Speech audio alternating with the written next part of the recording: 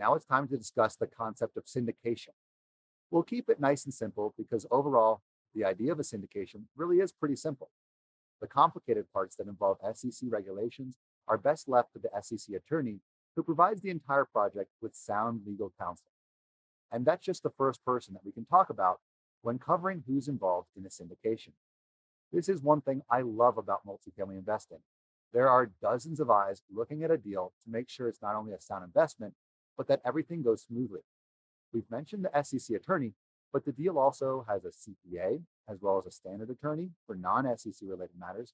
There's often a loan broker to find us the best loan terms and an insurance broker to find us the best insurance terms. Then there's the lender themselves and all of their underwriters, not to mention the title company.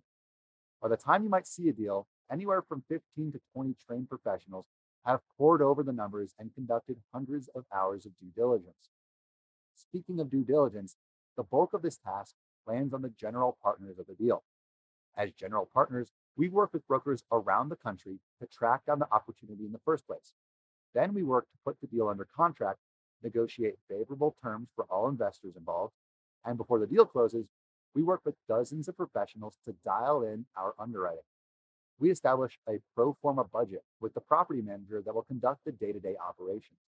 We work with local tax professionals to nail down expected taxes over the life of the project. Contractors are brought in to establish a rehab budget and timeline for interior and exterior renovations. And through all of this, weeks are spent calling local government agencies to determine zoning, economic progress, as well as future plans in the works. The local police are consulted for crime rates, and we even get their feelings on the area. If there's a local department that we can gain some insight from, we call them. Once due diligence is complete, we begin to structure the deal. As we've mentioned before, there are two types of investors, general partners and limited partners.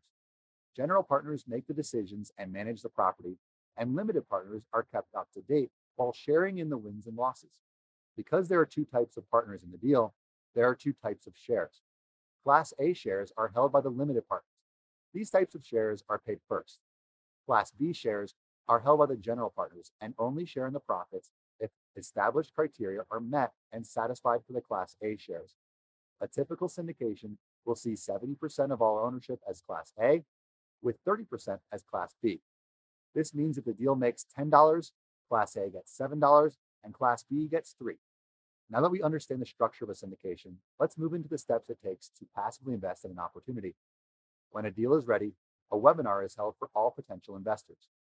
In it, the general partners outline the details of the opportunity and answer all investor questions that come across. Additionally, investment minimums and wire deadlines will be covered. After, investors who are interested in the offering get in touch with the contact that invited them to the webinar and inform them of their interest and the total investment amount they'll be making. At this point, you would receive 3 documents, typically all wrapped into one. The documents are the private placement memorandum, the partnership agreement, and the subscription agreement. These 3 documents are lengthy legal documents that cover everything about the offering. They detail who's involved and what the roles and responsibilities of each manager are, and they'll cover the risks of that particular investment, as well as your position in the project as a passive investor. Now, the vast majority of the language is boilerplate from deal to deal and addresses SEC regulations. But there are specific sections pertaining to each particular opportunity that are worth taking a look at. If you have questions about the investment, you can always turn to the general partner you know organizing the deal. And if you have questions on the wording and what specific items within the 3 documents mean, I'd highly suggest you turn to trusted legal counsel who's familiar with real estate investing. Once you've reviewed the documents, feel comfortable with the opportunity, and have determined how much you want to invest in the deal, you'll sign the documents and follow the wiring instructions provided to you. Keep in mind, wiring funds ahead of completing the documents does not secure a place in the deal. Only once both pieces are completed is your place in the investment considered finalized. Once both of those steps are completed, you're considered a limited partner of the deal. No more work is required from you, and you can sit back and await monthly property updates from the general partners, in addition to any returns that result from your investment. To cover those returns, turn to our next video, where we'll discuss some concepts surrounding investment returns, as well as a case study of a past project that Walter Main currently owns.